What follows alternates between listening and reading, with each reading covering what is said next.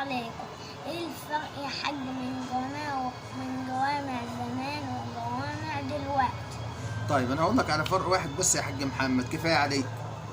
زمان كنت تلاقي الامام مثلا بيصلي في اي صلاه وراه مثلا 4 صفوف، ال4 صفوف دول رايحين عشان يصلوا بس، يطلعوا بعد الصلاه ما تخلص خلاص ما لهمش علاقه باي حاجه. لكن دلوقتي الشيخ بيروح يصلي او الامام بيروح يصلي تلاقي وراه صفين بس، والصفين دول كلهم واغلبهم اعضاء في وزاره الاوقاف، وفي اعضاء في لجنه تصحيح المصحف. الشيخ غلط في كذا، الشيخ ده صنعته كذا، الشيخ ده لا تجوز الصلاه وراه، جزء الشيخ ده فاسق، الشيخ ده مش عارف ايه، ويطلع من الجامع ويتسهروا وهم ماشيين في الشوارع.